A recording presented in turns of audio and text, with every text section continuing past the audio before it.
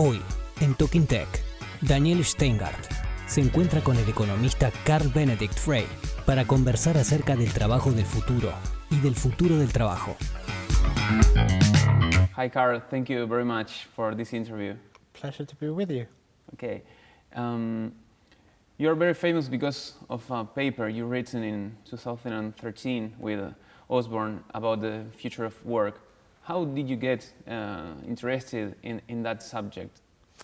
Well, first of all, I always had an interest in technology and the economy. So when I was younger, my father got home from a business trip and put two books on the table and said, this is essential reading. And one was The Lever of Riches by Joel Mokyr, and one was The Innovator's Dilemma by Clayton Christensen.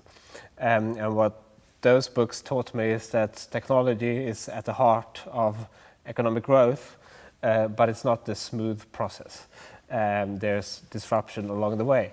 And I got more interested in this topic when reading Brynjolfsson and McAfee's book, The Race Against the Machine. And at the time, I'd just gotten to know Michael Osborne, who was at the Engineering Sciences Department and had been sort of working on the algorithms that people think might displace a lot of jobs. And I was speaking to Mike, and we figured out that, well, there's a lot of nice examples about things that technology can do, but we lack a sense of the magnitude of what the disruption might be like. So, and that was essentially sort of the background that sort of led us to study this and write this paper. Nowadays, we are in the fourth industrial revolution.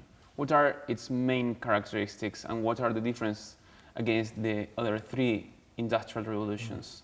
So I don't think we're in a fourth industrial revolution. I think we're in a continuation of the computer revolution, which started back in the 1980s. And I think, if anything, this is a de-industrial revolution, right? Because it promises to do to services what the first and the second industrial revolution did to manufacturing. So I think this has more to do with the computerization of service type of jobs, and to some extent also the automation of manufacturing, but it's in both regards more of a de-industrial revolution than an industrial revolution, because it's potentially more leading to the demise of industry rather than its ascent. But I think if we go back to use the terminology, the fourth industrial revolution, I think that AI and most of the technologies that AI builds upon is a sort of continuation of simply what computers do. So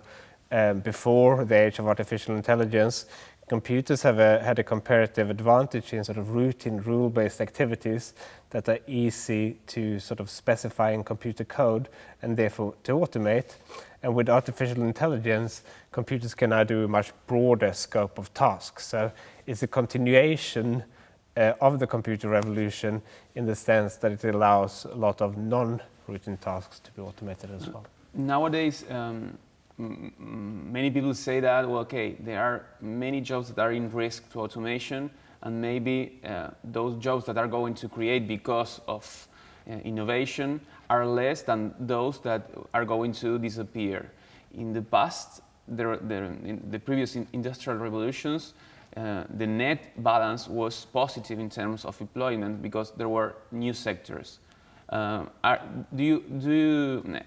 we having elements to think that in this time is different? Not in that regard, I don't think so. So I think there will still be enough jobs to go around in the next decade or two. I have no idea whether there's going to be enough jobs in 2050 or 100 years from now. I think nobody really knows. But I think that in terms of thinking about this, I think a lot of people worry about the future of work because they think that AI is going to be brilliant, and as a result of being so pervasive, it's going to replace a lot of jobs. But that is actually better if AI sort of increases productivity a lot in the process, because the worst thing is if technology just replaces us sort of on the margin without making us a lot richer and without sort of increasing productivity a lot. that's the worst sort of displacement, because then you don't have more spending power in the economy as a result, and new jobs emerging from that. And that was the pattern we saw during the first industrial revolution, so before steam power became more pervasive. Productivity growth was actually quite slow during the first industrial revolution. So I think that for those who believe that AI is going to be very pervasive, the good news is that if it increases productivity by a lot, we may find ourselves, or should find ourselves, in a better place than we are now. But in the United States, for example, in the last 40 years, productivity grew a lot. But if you see some statistics, for example, from Branko Milanovic or different statistics, you can see that the bottom 50% of population didn't gain much of that productivity growth. It is enough to that productivity grow also. Yeah, no, so I mean, first of all, productivity has slowed down since the 1970s. So productivity growth, with an exception in the United States for the sort of mid-90s up into 2004, productivity growth was relatively slow. So that's bad news in itself. Even worse is, as you mentioned, productivity growth and wage growth has decoupled from each other, right? So wages have been growing much more slowly than productivity. And to make the matter even worse, for those with only a high school degree or less, the wages have actually been falling for 3 decades now, missing in the discussion. So that being said, yes, I mean, there is a concern about this decoupling, but still, high productivity growth is better than slow productivity growth. Yes, of course. And that is sort of basically the key point. Okay, and what are the jobs that are more in risk of automation, and which are those jobs that are in less risk of automation?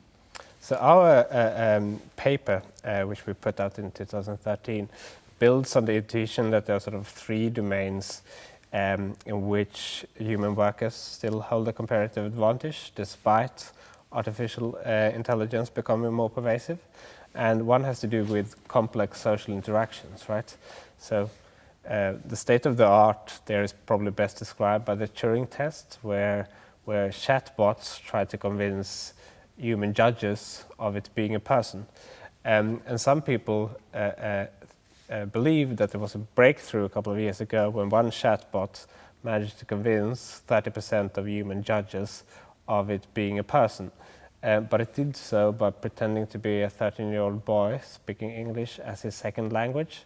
And if we think about the much more sort of complex set of social interactions that we engage in right now, for example, it's almost inconceivable to have a general purpose, that the AI will outperform us in that domain over the foreseeable future.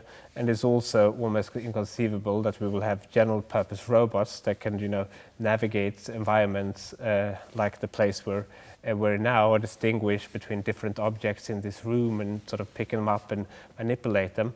And lastly, creativity is something that is very, very hard to automate. And so there's a debate about this among AI researchers, but I think it often comes down to what you actually mean by creativity. So if you mean originality or just sort of coming up with a new combination, obviously there is AI writing classical music and it comes up with, novel pieces, but novelty is not the same as creativity in our framework, because creativity also means that it appeals to you, right?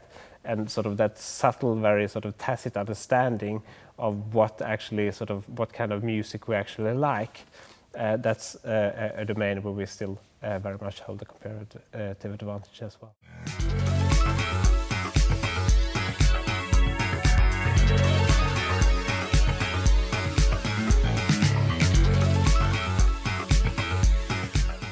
So in the future, if you see some sectors in the economy that is more likely to lose jobs, for example, those sectors can be manufacturing. I don't know the agriculture sector. I mean, if you see in the long run, agriculture sector is losing jobs, and maybe also some services like administrative issues, clerks and something like that are going to lose jobs in the future, or are more exposed to automation than for example, actors or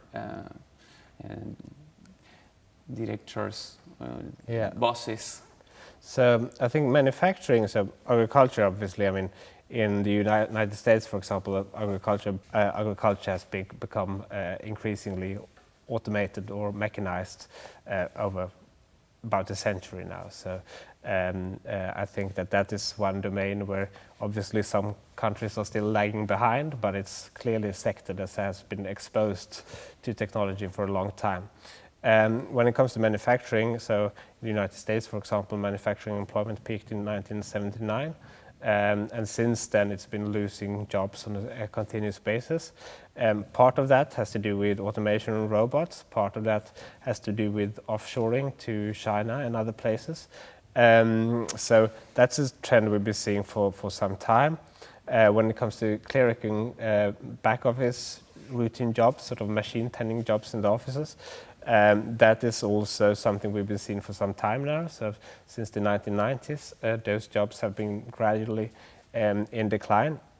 What we're seeing now is that a much broader set of occupations are actually exposed, and a lot of that has to do with autonomous vehicles, so transportation, logistics, not just sort of taxis and trucking.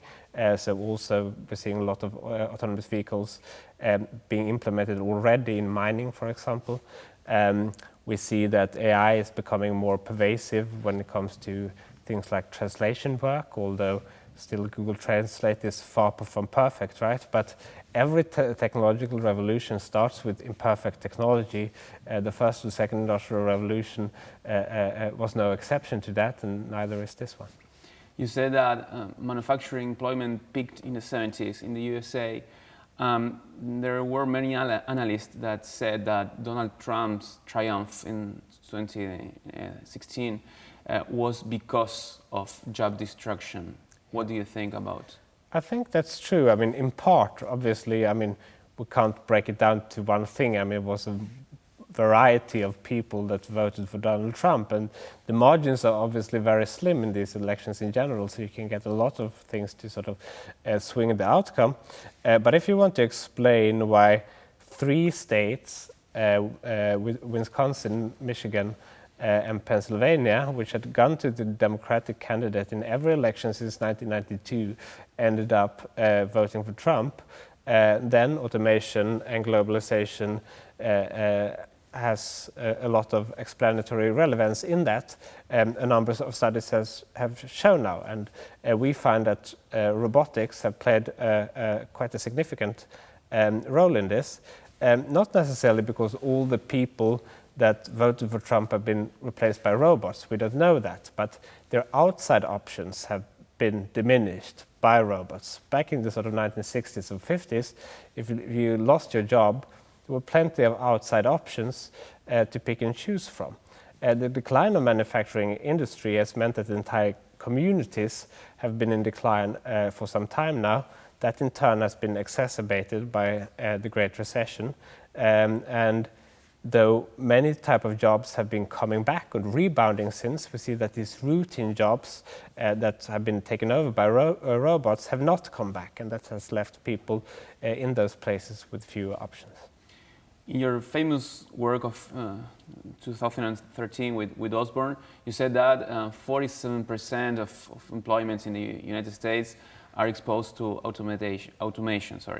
Then there were many other studies that said another figures about why there is no consensus in the literature about which percentage of employment is going to be automated in the future. So, I mean, I think there's a lot of reason. I mean, it's very hard to estimate for the first instance, right? So that's the main reason. I mean, our study was often misquoted as suggesting that 47% of jobs will disappear. We were simply trying to assess what the sort of current sort of boundary conditions to automation, how many jobs are exposed over the unforeseeable future, right? So we're not suggesting that any of these jobs are going to disappear over the next few years, right? But I think the reason that different studies come to very different conclusions is, one, answer is that they are asking very different questions, right? So some of these consulting companies, they're actually trying to estimate how many jobs will disappear by 2020 or 2030 or whatever the time frame is. We are not trying to do that, and because the pace of automation depends on so many different factors, like the relative costs between capital and labor, legislation, right? Unless you give autonomous cars a driver's license, they're not going to be driving. Unless you give Google Translate, a certificate, so for which sort of certificated translators have for certain documents, those jobs are not going to be taken over, right? So there's so many complex factors that play into this. So I think it's absolutely impossible to estimate how many jobs that will be gone by when. Another reason for the variation is simply that we don't know if the data captures everything that a job entails. So we have very detailed data, very rich data and job descriptions, but we're not confident that that captures everything a job entails. And it's also difficult when you compare different data sets. So the OECD, for example. This issue started in the developed countries, automation of work and the future of work, but then there was many research about emerging countries. What do you think about future of work in countries like Latin American ones? Are we more exposed to automation than the developed countries, or what do you think about?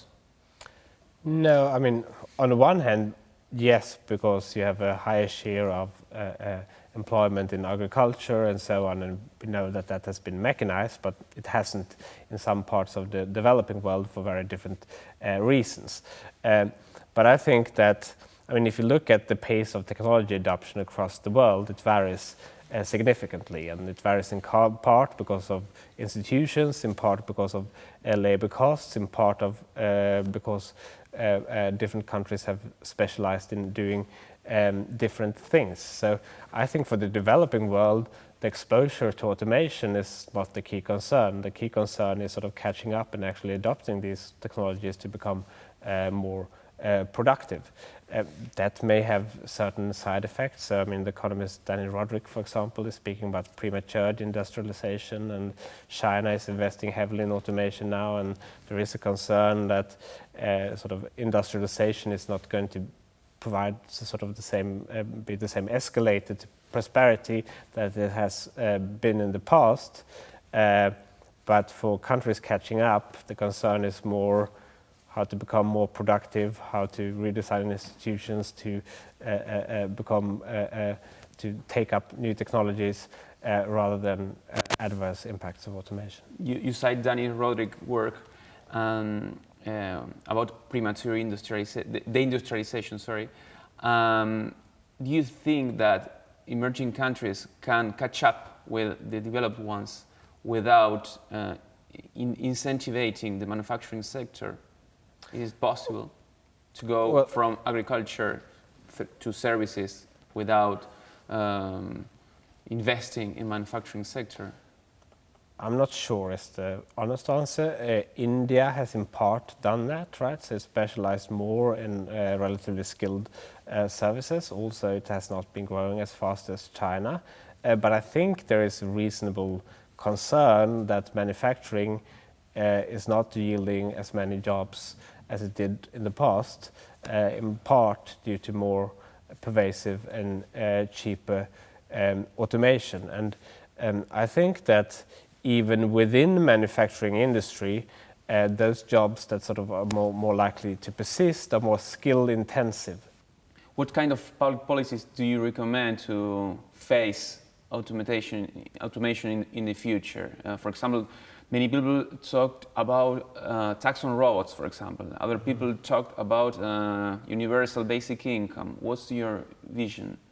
So I think, first of all, taxing robots seems to me to be a silly idea. So, I mean, we don't want to tax, future productivity growth, which is, after all, a prerequisite for growing wages. So, in that case, it seems better to me to redistribute some of the wealth or the income being created by robots rather than sort of taxing them and making automation more expensive. So that seems to be a bad idea. Basic income, I mean, basic income is basically an extension of the welfare state, if you like. I never understood what's wrong with the idea of the welfare state, where people that need help potentially can apply for it and get it. I don't see why we need a basic income that everybody gets regardless of how well they're doing. So I don't think that we need a basic income to substitute for the welfare state. And I don't think that the welfare state is the solution to everything either. I mean, I do think that the welfare state has played and is playing an important role in making, losing one's job less harsh. And I think clearly that's why we have it in the first place.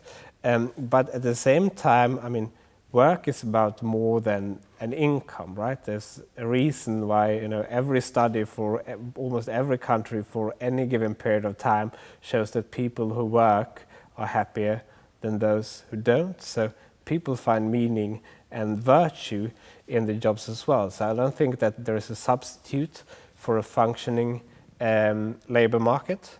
And I think that what we need to do is, on the one hand, making sure that people have the right skills to engage in that labor market, making sure that we look over some of the barriers to job switching, like non-compete clauses and occupational licenses and those kind of things.